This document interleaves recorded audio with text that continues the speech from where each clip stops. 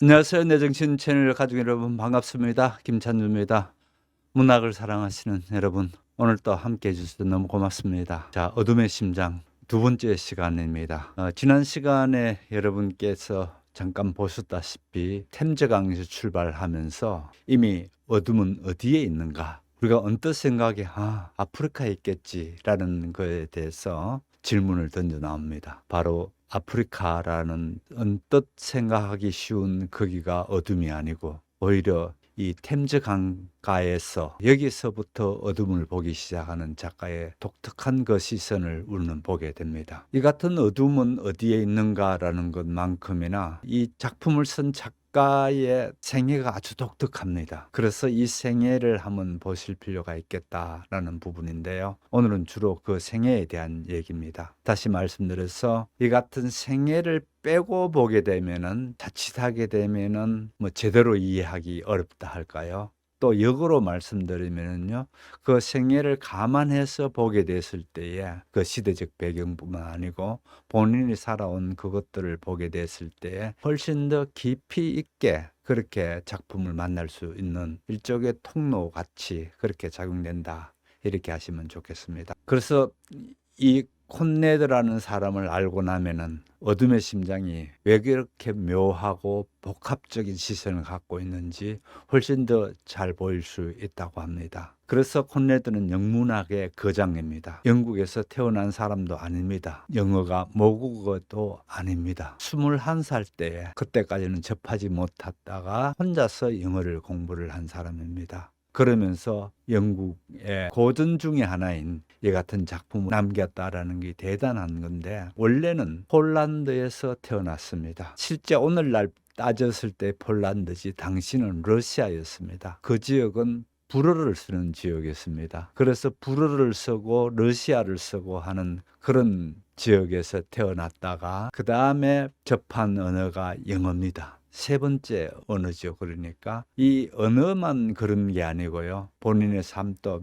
매우 극적입니다. 그래서 오늘의 중심 질문은 이겁니다. 어떻게 폴란드 소년이 영국 선원이 되고 또 영어로 세계 문학의 고전을 쓰면서 영국 제국의 안과 밖을 들여다볼 수 있었는가, 독특한 시선을 가질 수 있었는가 라는 부분이 이 생애와 매우 관계가 있습니다. 그저 작가의 이력을 하나 더해 주는 게 아니고요, 어둠의 심장을, 그 작품 속을 깊숙이 이해하는데 한 개의 렌즈를 갖게 되는 것과 같습니다. 그래서 이제 여러분이 오늘 밤에 분명히 한 개의 렌즈를 가지고 떠날 수 있을 거다, 이런 생각을 하시면 좋습니다. 그럼 첫 번째 화면을 한번 보겠습니다. 화면을 보시면은 왜 콘레드는 제국을 안에서도 밖에서도 볼 수 있었을까라는 질문입니다. 이 질문이 중요합니다. 콘레드는 완전한 외부인도 아니고 또 완전한 내부인도 더더욱 아니겠죠.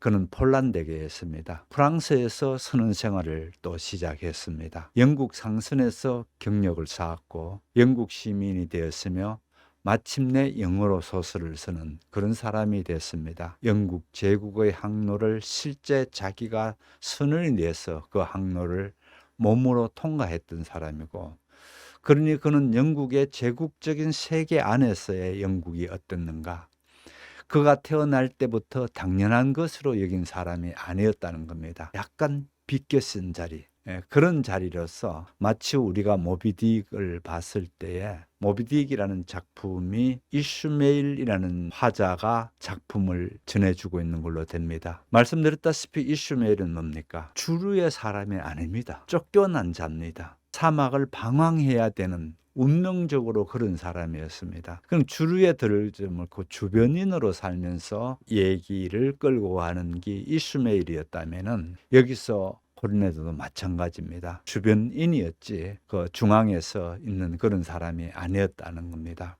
약간 비켜선 자리, 그 자리가 경계선에 선 자리라고 할 수 있다면, 또 한편으로는 그 자리가 곧 다른 시각으로 문제를 볼 수 있는 자리가 아니었는가, 그런 생각을 하게 됩니다. 오늘은 콘레드를 지나치게 영웅화하지도 않을 테고 반대로 그의 출신 배경을 하나로 설명하지도 않습니다. 다만 그의 복합적인 생애가 작품에 어떤 거리감과 긴장감을 만들어냈는지는 분명히 살펴볼 필요가 있을 것 같습니다. 사실은 본인은 폴란드식 이름이 있었습니다. 아버지가 폴란드계 귀족이었고 지식인이었고 그런 가문에서 태어났습니다마는 러시아 제국 속에서 있으면서 아버지가 폴란드 독립운동을 해나가면서 문학인으로 활동도 하고 그렇게 하면서 아버지는 잡혀 들어가게 되고 동토의 땅으로 유배를 떠나게 됩니다. 당시에는 가족이 같이 그렇게 떠나게 됐다고 합니다. 그렇게 해서 어머니도 같이 가고 그러면서 먼저 어머니가 결핵으로 죽습니다. 곧이어서 아버지도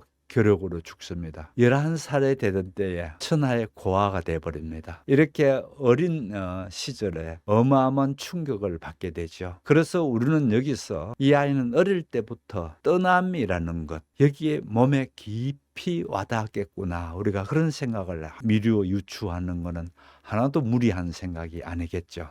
그래서 11살에 삼촌의 도움으로 간신히 도움을 받기는 합니다만은 삼촌은 내 아버지는 몽상가였어. 너는 똑바로 생각하고 똑바로 배우고 해서 너는 그런 몽상가가 되지 말라는 어린아이에게 그런 얘기를 해주곤 했다 합니다. 그래서 결국은 어린 시절에 콘레드가 갖게 되는 경험하게 되는 제국이라는 것은 단순히 삶을 바꾸는 그런 정도가 아니고 이들을 떠나게 했죠. 이동시키게 했다든지 또 황실이라는 것, 죽음이라는 것 쪽으로 갈라놓게 되는 그런 현실을 경험하는 경우를 봅니다. 결국 이 같은 어린 시절의 경험이 그가 유럽의 문명화 담론, 그러니까 제국주의 담론을 순진하게 받아들이기 어려운 배경 중에 하나입니다. 보시다시피 이렇게 폴란드어, 프랑스어, 영어 이렇게 세 개의 언어로 그대로 더군다나 영어는 순전히 자습을 했고 21살 때 처음 접하게 됩니다. 그런 작가면서 영어로 소설을 쓰는 작가가 됐다는 부분에서 아주 독특한 그런 부분이죠. 그래서 혹시나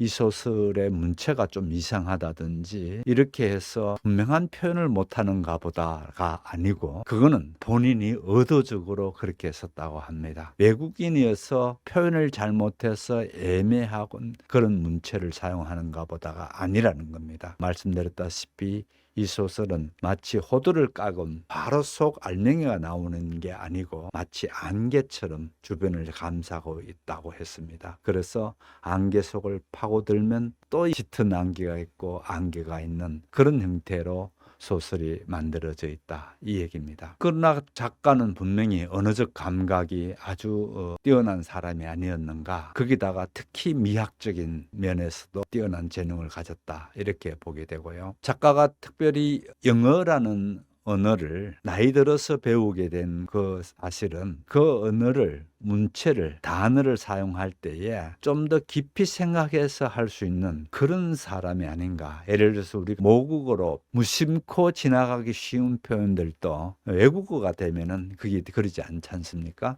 바로 그런 경우가 아닌가 그렇게 봅니다. 여기 보시다시피 모국어가 아닌 영어로 세계 문학을 썼다. 낯선 언어가 오히려 낯선 시선을 만들었다. 이 낯선 시선이라는 게 참 중요한 키워드가 되겠습니다. 누구나 그렇다라는 얘기는 아니겠죠. 하지만 콘레드에게는 언어적 이동과 문화적 이동이 동시에 일어났습니다. 이제 여러분이 소설 본문으로 들어가 보시면 아시겠지만은 어둠의 심장을 읽으면서 핵심을 딱딱 짚어서 나가면 되지 왜 이렇게 앞으로 나가지 못할까 답답함을 느낍니다.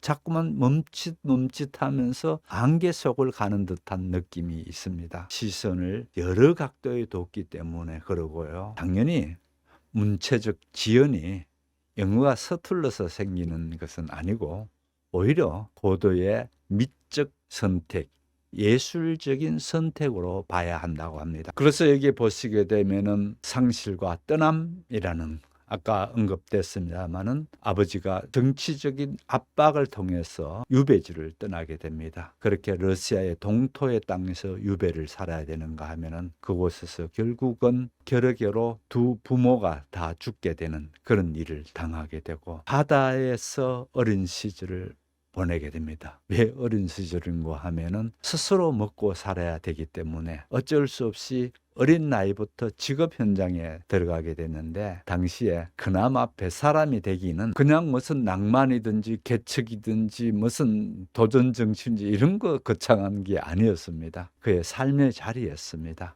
그래서 그 삶을 통해서 선언 생활도 아주 바닥 선언부터 시작해서 나중에 선장까지 되는 그런 과정을 거칩니다만은, 여기에서 작가를 화자인 말로라는 사람이 이렇게 볼 수도 있습니다. 작가인 콘레드 자신이 마치 말로라는 가상의 인물을 통해서 말하는 것을 볼 수가 있습니다. 예를 들어서 말로 역시 한 군데 정착하는 인물이 아니었습니다. 강과 바다를 따라 움직이는 사람인가 하면은, 말로를 곧바로 콘레드의 자서전적인 복사본으로 보면 안 됩니다. 말로나 콘레드나 같은 선상에 있는 인물이었다라고만 보시면 되겠습니다. 콘레드는 1874년 마르세유로 갑니다. 마르세유에서 아직 10대 후반입니다. 프랑스의 항구 도시 이 마르세유는 지중해와 세계를 연결하는 공간이었습니다. 그곳에서 선언 생활이 시작됩니다. 1878년에 영국 상선에 들어갑니다. 영국 상선은 당시에 영국이 세계를 제패하고 있는, 바다를 제패하고 있는 나라다 보니 그야말로 전 세계를 다닐 수 있게 됩니다. 동유럽에서 마르세유로 또 다시 영국으로, 그리고 세계로 항로를 이렇게 이동하게 되는 것을 보게 됩니다. 이 경로 자체가 자신에게는 하나의 교육의 장이었고, 콘레드는 이것이 자기의 대학의 강의실이었고 제국을 배운 자리입니다. 결국 갑판 위에서 모든 것을 배웠습니다. 항구에서 사람을 만났고 선원 조직에서 경험했고, 무역의 항로를 따라 자기 몸을 이동하면서 제국주의 시대의 상선이 어떠했는가를 알고 있습니다. 이 점이 매우 중요합니다. 그것은 작가가 혼자서 생각해냈다든지 또는 장식물로 그렇게 아는 게 아니고요. 그가 익숙하게 알고 있던 그런 세계였고 그런 의의였습니다. 자, 그래서 여기에서 중요한 것은 선원 생활을 그냥 아주 낭만적인 것, 그렇게 생각하시면 안 됩니다. 19세기의 상선은 매우 위험했습니다. 엄격한 규율이 있었고요. 또 책임이 뒤따랐고, 지금 여러분께서 6개의 단어를 보시게 됩니다. 생존과 매우 관계되는 선원생활로서의 날씨, 항로, 선박, 선원들 사이의 관계, 이런 것처럼 매우 관계되는 단어인데 6단어가 있습니다. 방해, 고독, 위험, 규율, 타자의 만남, 제국의 항로. 이 6단어는 훗날 콘레드 소설의 중요한 재료가 됩니다. 특히 규율은 어둠의 심장에서 매우 중요한 주제로 다시 나타납니다. 인간을 붙잡아주는 자기 절제와 규칙이 무너질 때에 무엇이 일어나는가 하는 질문입니다. 또 항해는 늘 타자와의 만남을 동반합니다. 다른 언어, 다른 문화, 다른 권력 관계와의 만남입니다. 하지만 동시에 그 만남은 제국주의 시대의 비대칭적 관계 속에서 이루어졌습니다. 콘레드는 바로 그 모순된 세계를 살아간 사람인 것입니다. 여기 보시게 되면은 바다는 직업이 아니라 세계관이었다, 이 얘기입니다. 물론 이 표현은 우리의 해석이지 콘레드가 직접 이 작품 속에서 그런 말은 하지 않았습니다만은, 콘레드의 작품 전체를 보면은 바다는 단순한 배경 이상의 역할을 하는 것을 봅니다. 바다는 인간을 시험하는 자료고, 사회의 안전한 장치가 약해진 공간이고, 또 인간의 판단력과 책임을 드러내는 그런 자리이기 때문에 그렇습니다. 콘레드의 나머지 작품들, 로드 짐, 그리고 태풍, 이런 작품에서 여전히 바다는 인간의 내면을 드러내는 시험대가 되곤 합니다. 어둠의 심장에서는 바다 대신에 강으로 바뀌긴 합니다. 그러나 구조는 거의 같습니다. 문명의 중심에서 멀어질수록 인간이 무엇에 의지하고 있는지가 분명히 드러납니다. 그래서 콘레드는 그냥 강의실 안에서 또는 책상 위에서의 글 쓰는 비평가로서 끝나지 않고 그는 제국주의 항로를 직접 몸으로 항해를 했고 그렇게 그 자기 자신을 움직였던 사람이고 그 경험들이 다 쌓여져서 나중에 문학적인 작가로 변형된 그런 형태로 보시면 됩니다. 한마디로 생생한 몸의 언어로 쓰여진 소설이다. 이렇게 보면 됩니다. 그래서 몸의 언어로 쓴 소설이다. 이렇게 한 건 제가 쓴 표현이지 어느 누구도 이런 표현을 안 했습니다. 아무튼 여기서 말로라는 작가를 만나게 됩니다. 바로 내가 이거 경험했어. 그 방식이 아닙니다. 가상의 말로라는 사람을 내세워서 이 말로가 이렇게 화자로 등장하는 걸로 보게 됩니다. 그래서 이 소설의 화자는 찰스 말로라는 사람이 화자로 나오지 콘네드 이름은 나오지 않죠. 콘네드는 자신의 콩고 경험을 내가 콩고에 갔더니 말이야 이런 일이 있었다라고 하는 회고 방식으로 쓰지 않습니다. 말로라는 화자를 가상의 화자를 내세워서 그 말로에게 그 얘기를 맡깁니다. 자, 왜 그런가는 이렇게 말씀드릴 수가 있습니다. 콘레드가 제일 위에 있고 그 다음에 아래로 말로가 있습니다. 또 그 아래로 콩고 경험이라는 게 나옵니다. 이 화살표 사이에 바로 문학이 있습니다. 그래서 실제 경험은 기억을 거치고 기억은 선택되고 또 압축되고 변형됩니다. 그리고 허구의 화자가 그것을 다시 말하는 방식입니다. 이 적절한 거리를 두고 있는 것을 보게 되죠. 작품 속 말로가 하는 모든 말을 콘네드 자신의 주장이라고 곧바로 읽지 말아야 한다라는 이유입니다. 동시에 말로가 콘네드와 완전히 무관한 인물이라는 것은 더더욱 아니고요. 콘네드의 경험과 문제의식이 분명히 그를 통해서 흘러나오기 때문입니다. 그러니까 같다 다르다의 이분법적인 둘 사이를 딱 갈라서 생각하는 것보다는요.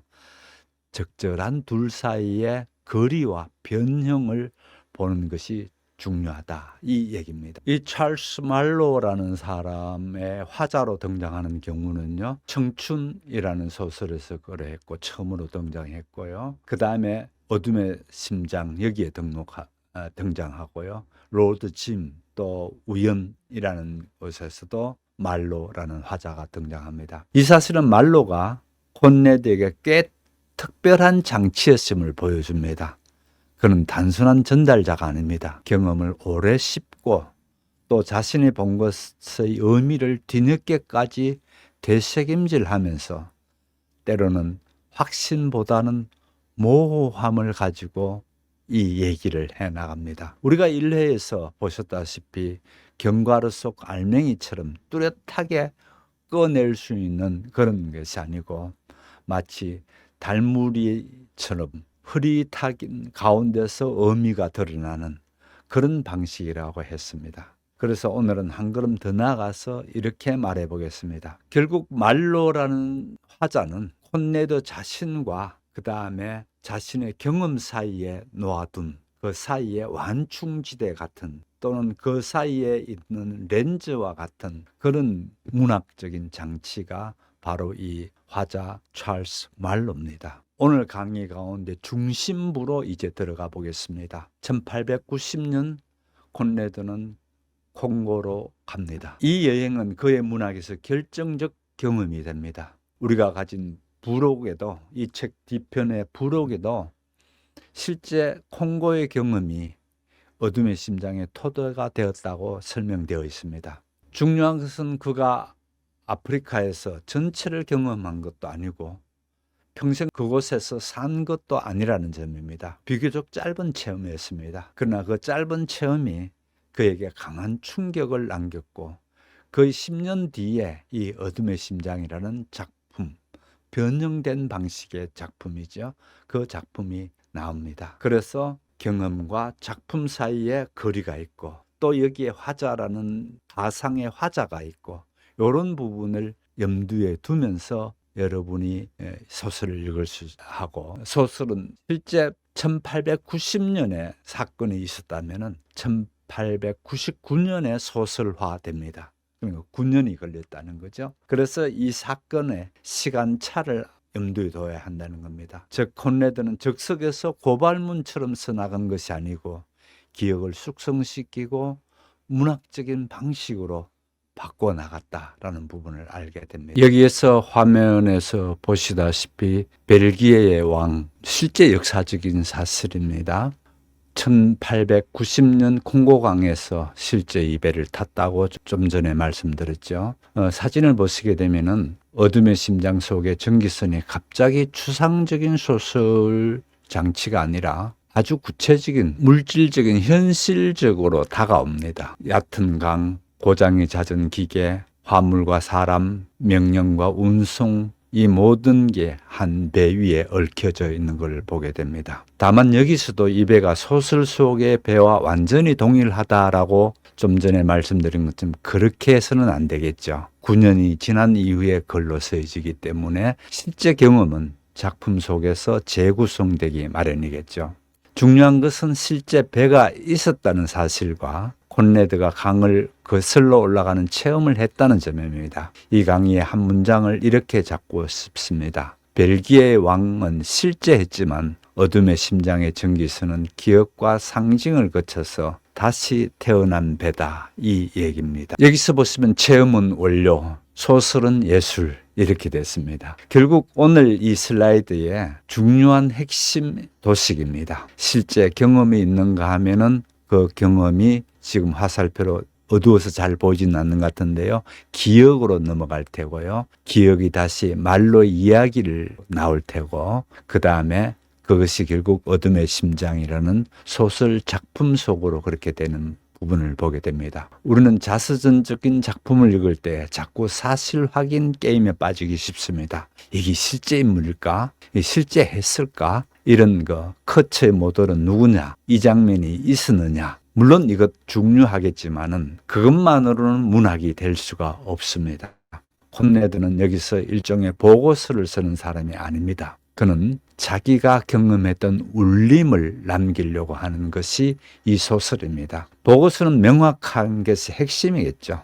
잘 전달되는 것, 사실대로 전달하는 게 핵심일지 모르지만은 소설은 때로는 독자들에게 불편하게 만들고 또 판단을 지연시키고 모순을 남기기도 합니다. 그래서 어둠의 심장은 역사자료이면서 동시에 역사자료가 아닙니다. 현실에 뿌리를 두지만 문학적인 형식으로 변형된 작품이라고 봐야 합니다. 이 구분을 분명히 해야 작품의 사실과 허구 어느 한쪽에 너무 쉽게 치우친다든지 밀어버리지 않게 됩니다. 1898년 블랙우드의 시에게 보내는 편지라는 게 있습니다.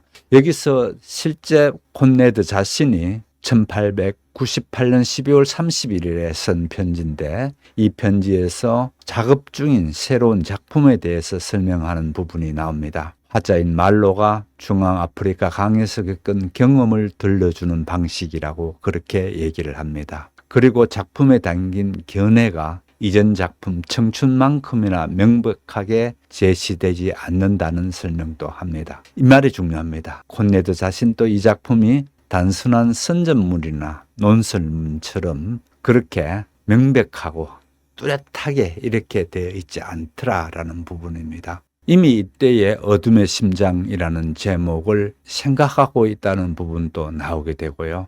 그러니까 중요한 단어는 여기에서 어둠의 심장은 모호성이라는 아주 중요한 단어가 있습니다. 이 모호성이 잘 몰라서 또 우연히 생긴 게 아니고 의도적으로 작가는 모호성을 여기서 등장시켰다는 겁니다. 그래서 우리 독자 쪽에서 봤을 때는 이게 참 어렵게 느껴집니다. 어떻게 이렇게 답답해? 라는 생각을 갖게 될 겁니다. 정확히 뭘 주장하려고 하는가만 묻지 말고 왜 이렇게 직접적으로 말하지 않고 돌아가면서 함께 묻게 되는가라는 부분을 생각해 봐야 된다는 얘기입니다. 여기서 화면에 보시다시피 교화라는 이름의 이기심을 얘기하고 있습니다. 같은 편지에서 아프리카에서 이른바 교화라는 작업과 관련해 매우 날카로운 표현을 씁니다. 범죄적인 비효율성과 순수한 이기심이라는 문제를 언급합니다. 화면은 이 두 영역을 나눕니다. 명분과 현실이라는 부분,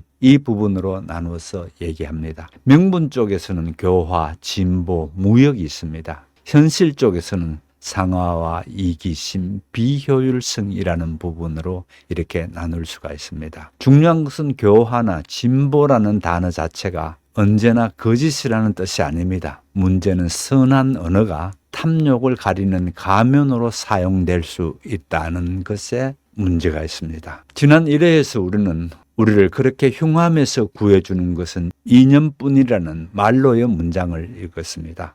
오늘 작가의 편지를 보게 되면 콘레드가 실제로 식민지 교화와 자기 기만과 비효율성을 문제 삼고 있다는 점을 분명히 확인할 수가 있습니다. 결국 오늘 질문은 이겁니다. 오늘날 우리에게도 좋은 명분과 실제 결과를 구별해서 볼 필요가 있지 않을까, 이 얘기입니다. 결국 우리는 중요한 것이요, 목적이 선하다는 말로만 가지고 과정과 결과를 자동으로 선해진다라고 하면 안 된다는 겁니다.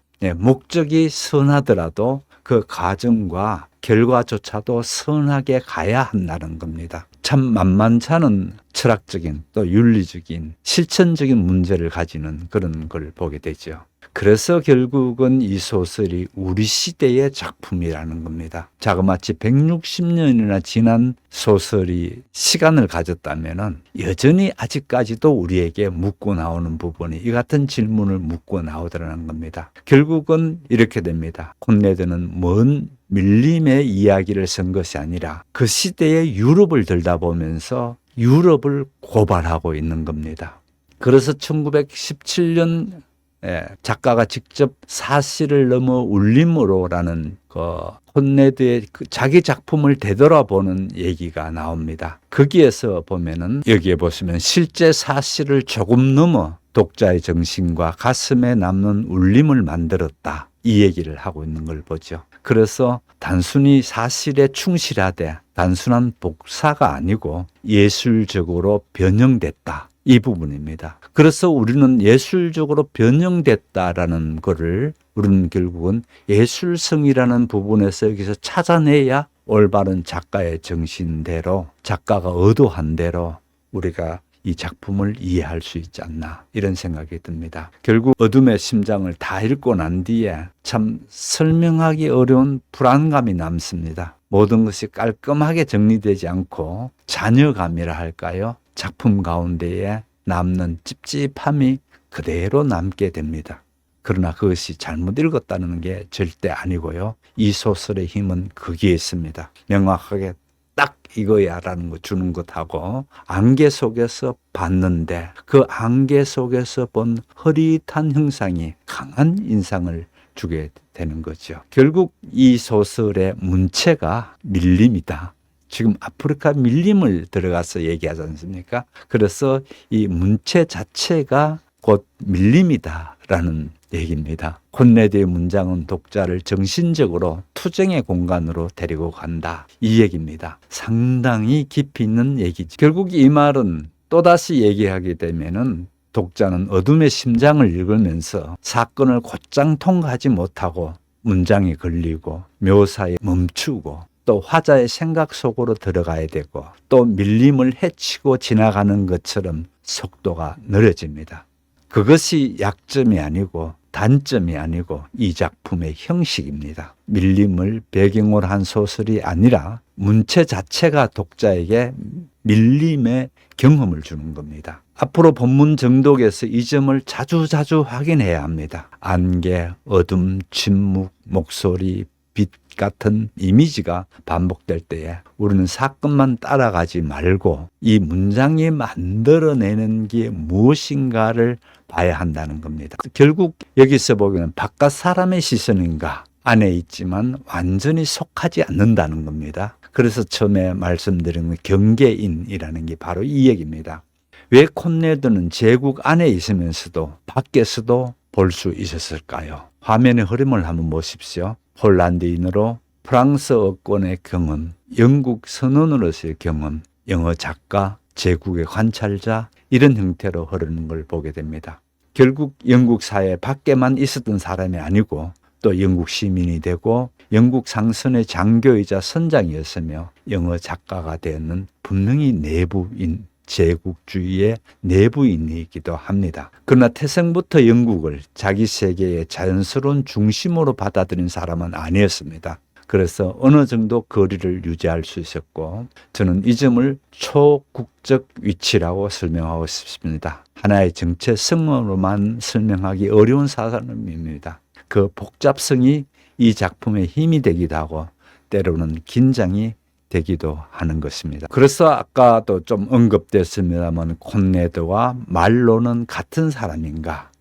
라는 것 문제입니다. 결코 같은 사람이 아닙니다. 또 그렇다고 해서 저는 관계없는 사람도 아니고 그래서 거기에 묘한 거리감이 있고요. 묘한 변형이 있고 거기에 또 이 소설의 예술성이 있습니다. 이 도식에서 보시다시피 계속적으로 기억으로 연결되어지고 특히 말로가 아프리카인 여성인 유럽인들을 묘사하는 방식 이 부분에서 상당히 논쟁적인 면이 있습니다. 그렇다고 이 구분을 방패처럼 써서 말로는 콘레드 아무 관계 없다고 해서도 안 된다는 겁니다. 오히려 질문은 더 정교해져야 한다는 겁니다. 콘레드는 이런 화자를 만들었지 않을까? 어디까지 말로의 한계를 보여주는가 하면은 어디까지 함께 공유하고 있는가? 바로 그런 질문이 현대 이 비평에서 중요한 부분으로 됩니다. 오늘 이제 5가지 정리를 해보겠습니다. 첫 번째는 콘레드는 말씀드린 대로 폴란드 사람이었습니다. 영어는 그에게 3번째 언어였습니다. 그 다음에 또 그는 오랫동안 선원으로 살았습니다. 그는 콩고 체험은 실제 자기가 체험한 얘기지 그냥 들었던 얘기가 아닙니다. 중요한 토대가 됐다는 거죠. 이 소설에요. 그러나 그 경험을 바로 고백하든지 사실적으로 기술하는 것하고는 다른 겁니다. 말로라는 화자를 통해서 예술적으로 변형시켜 놨더라 이 얘기입니다. 그래서 요 구조를 잘 따라가면서 보셔야 우리는 낭패보지 않습니다. 잘못하면 아까운 시간 들여서 소설 읽었는데 아무것도 남는 게 없어 이렇게 되기 쉽습니다. 예. 그래서 이제 마지막으로 이 부분을 보겠습니다. 콩고의 자유국 소설보다 사실은 끔찍한 현실이었습니다. 그러나 그 끔찍한 현실을 고발하고 그 같은 폭력과 그 같은 상하와 그 같은 비문명화라는 것을 어떻게 언어로 표현했는가라는 게 중요한 게 아닙니다. 그 역사적 사실을 알고 보면은 이 작품 속에서 상하, 그다음 노동, 주재소 관리자 이런 행동들이 아주 선명하게 남기 때문에 그렇습니다. 그러면은 한 사람이 여러 언어와 여러 나라 사이에서 살아본 경험, 자기 시대의 문명을 좀 더 비판적으로 보게 만들 수 있었을까? 이 부분입니다. 아무튼 실제 어떤지라고 저도 역시 딱 부러지게 말할 수는 없다고 봅니다. 콩고 자유국 소설보다 끔찍했던 현실이었다라는 부분이 역사적으로 실제 있었던 거는 맞습니다. 그래서 결국은 우리가 마치면서 다시 한번 이 부분을 요약한 부분을 한 7분 정도쯤 되는 영상인데 들으면서 마치도록 하겠습니다. 오늘도 함께해 주신 여러분 감사드리고요. 다음 주에 또 뵙도록 하겠습니다. 대단히 감사합니다. 안녕히 계십시오. 여러분 안녕하세요. 오늘 준비한 해설로 바로 들어가 볼까요? 19세기에 태어난 한 인물이 어떻게 오늘날 우리가 살고 있는 이 고도로 연결되고 복잡한 현대 세계를 마치 직접 본 것처럼 완벽하게 묘사할 수 있었는지 그 놀라운 이야기를 지금부터 함께 펼쳐보겠습니다. 화면에 띄어진 이 헤드라인들 한번 보실래요? 남미의 쿠데타, 런던 한복판의 폭탄 테러, 아프리카의 자원 분쟁, 그리고 끔찍한 난파선 사고까지. 어떠세요? 방금 전 스마트폰으로 확인한 뉴스 속보 같지 않으신가요? 그런데 진짜 놀라운 건요. 이것들이 모두 무려 1세기도 더 전에 쓰인 소설들의 정확한 줄거리라는 겁니다. 정말 소름 돋지 않나요? 이게 바로 오늘 우리가 살펴볼 조셉 콜레드라는 인물의 진가입니다. 그에게 소설은 단순히 재미로 읽고 넘기는 허구가 아니었어요. 그가 말했듯 소설은 곧 인간의 역사 그 자체였죠. 그는 급격히 변화하는 세계에 뛰어들어 1차적인 데이터를 수집했고 그것을 소설이라는 형태로 기록했습니다. 자, 그럼 이 평범하지 않은 인물이 어떻게 현대 세계화의 예언자가 될 수 있었을까요? 화면에 보이는 것처럼 그의 극적인 어린 시절부터 시작해서 콩고에서의 끔찍한 경험, 그리고 오늘날까지 이어지는 복잡한 평가까지 차근차근 짚어보도록 하겠습니다. 그럼 먼저 두 번째 파트, 경계에 선 인물, 폴란드 망명자에서 영국 상선선장으로 이어지는 그의 삶의 궤적을 따라가 보겠습니다. 이분의 어린 시절은 정말 파란만장 그 자체였습니다. 1857년 러시아 치아에서 태어나 폴란드어와 프랑스어를 쓰며 자랐는데 아버지는 유배를 가고 부모님이 연이어 결핵으로 돌아가시면서 불과 11살에 고아가 되어버리죠.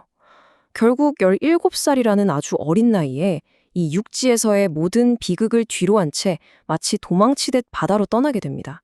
여기서 정말 흥미로운 사실 하나 알려드릴까요? 훗날 영문학의 거장이 되는 그가 놀랍게도 21살이 되어서야 영어를 처음 배웠다는 겁니다. 폴란드 망명자였다가 프랑스 선원, 영국 선장, 그리고 마침내 영어 소설가가 된 거죠. 우리는 이걸 중간자적 정체성이라고 부를 수 있는데요. 이렇게 끊임없이 국경과 문화를 넘나들었기 때문에 그는 맹목적인 애국심에 휘둘리지 않고 제국주의의 민낯을 아주 냉철하고 객관적인 외부인의 시선으로 바라볼 수 있었습니다. 이어서 세 번째 파트, 글로벌 해양 커리어, 세계화의 태동을 목격하다로 넘어가 보죠. 영국 문학사에서 그렇게 중요한 인물인데도 불구하고 그의 주요 소설 중에 아프리카나 인도의 정식 식민지를 배경으로 한 작품은 단 하나도 없습니다. 꽤 의외죠? 그는 세계 지도에 화려하게 색칠된 제국의 중심부가 아니라 무자비한 자원 착취와 끈적한 해상 무역이 은밀하게 얽혀있던 제국의 회색지대, 즉 비공식 제국의 이면을 낱낱이 파헤치는 데 집중했습니다. 그리고 그는 바다 한가운데서 엄청난 시대적 변화를 온몸으로 겪습니다. 선원들의 명예와 도덕성을 상징하던 고귀한 범선의 시대가 저물고 오로지 효율성만 따지는 증기선이 그 자리를 꿰찬 거죠. 콜레드는 선원이라는 직업이 기술 발전과 함께 마치 오늘날의 기기코노미처럼 석탄을 떼는 단순 일용직 노동으로 전락해버리는 과정을 아주 씁쓸하게 지켜봐야만 했습니다. 자, 이제 그의 인생은 물론 인류 문학사를 뒤바꿔 넣은 결정적 계기, 콩고와 끔찍한 공포 파트로 들어가 보겠습니다. 1890년 콜레르드는 벨기에령 콩고로 향하는 증기선의 선장직을 맡게 됩니다. 아프리카의 자유무역과 문명을 전파한다는 꽤 거창하고 숭고한 임무를 기대하고 갔겠죠. 하지만 밀린 깊숙한 곳에서 그가 두 눈으로 똑똑히 목격한 건 원주민들에 대한 잔혹한 학대와 끝없는 탐욕에 찌든 상하 약탈이 전부였습니다. 이 끔찍한 현실에 엄청난 충격을 받은 그는 결국 몸과 마음이 갈기갈기 찍힌 채 도망치듯 유럽으로 돌아오게 됩니다. 그래서 그의 대표작 어둠의 심장에 등장하는 이 유명한 대사 기억하시나요? 끔찍하다, 끔찍하다. 이 짧은 절규는 단순히 소설 속 캐릭터의 대사가 아닙니다. 유럽 문명이라는 우아한 가면 뒤에 숨겨진 역겨운 야만성을 목격했을 때 코네레드 본인이 뼛속 깊이 느꼈던 절대적인 공포와 환멸감이 이 한 문장에 고스란히 담겨 있는 겁니다. 그렇다면 그가 겪은 이 트라우마 같은 경험들은 어떻게 위대한 문학으로 번역되었을까요? 다섯 번째 파트입니다. 화면에 표를 한번 살펴볼까요? 그가 전 세계를 누비며 목격했던 거대한 경제적, 정치적 힘들은 그의 소설 속에 너무나도 생생하게 투영되어 있습니다. 노스트로모에서는 거대 다국적 자본주의를, 비밀요원에서는 폭탄 테러와 이민자 혐오 문제를, 어둠의 심장에서는 잔혹한 식민지 착취를 정면으로 다루죠. 이건 절대 낭만적인 뱃사람의 모험담 수준이 아닙니다. 다시 말해 콜레드는 책상에 앉아 상상력만으로 허구를 짜낸 게 아닙니다. 그는 당대 사람들이 막 시작되던 상호 연결된 세계를 어떻게 받아들이고 있었는지 생생하게 보여주는 1차적 역사 기록을 남긴 셈이죠. 맹목적인 탐욕의 파괴력을 고발하는 증언. 그가 쓴 소설은 바로 인류의 역사 그 자체였습니다. 마지막 여섯 번째 파트입니다. 복잡한 글로벌 유산, 논쟁을 넘어서를 살펴보죠. 위대한 성취 이면에는 늘 복잡한 논쟁이 뒤따르기 마련입니다. 오늘날 그의 유산 역시 치열한 논쟁의 대상인데요. 한편에서는 나이지리아의 저명한 작가 치노아 아체베와 같은 비평가들이 콜레드의 작품이 근본적으로 인종차별적이라고 강하게 비판합니다. 아프리카인들을 철저히 고정관념화하고 거대한 아프리카 대륙 전체를 그저 한 백인 남성이 미쳐가는 과정을 보여주기 위한 무대장치로만 소비해버렸다는 지적이죠. 하지만 반대편의 역사가들, 예를 들어 애덤 호쿠실드 같은 학자들은 전혀 다른 관점에서 반박합니다. 그들은 오히려 이 작품이 당대 제국주의에 날린 엄청나게 선구적인 일격이었다고 옹호하죠. 벨기에의 레오폴드 2세가 콩고에서 저지른 그 끔찍하고 실제적인 만행들을 전 세계에 폭로한 너무나도 중요하고 필수적인 역사적 문서라는 겁니다. 우리는 어느 한쪽에 치우치기보다 이 두 가지 시각이 보여주는 팽팽한 복잡성을 모두 인지해야만 합니다. 자, 이제 오늘 해설을 마무리하며 맨 처음 화면에서 보여드렸던 뉴스 헤드라인들을 다시 한번 떠올려 보셨으면 합니다. 조셉 코느레드가 맹목적인 제국주의와 탐욕의 파괴력을 그토록 절박하게 경고한 지 벌써 1세기가 훌쩍 넘게 흘렀습니다. 여러분, 우리는 과연 그가 경고했던 그 어두운 세계에서 진정으로 벗어났을까요? 아니면 모습만 살짝 바뀐 채 여전히 그가 항해했던 그 복잡하고 위험한 바다 위를 헤매고 있는 건 아닐까요? 이 묵직한 질문을 여러분께 남기며 오늘 해설은 여기서 마치겠습니다. 함께해 주셔서 감사합니다.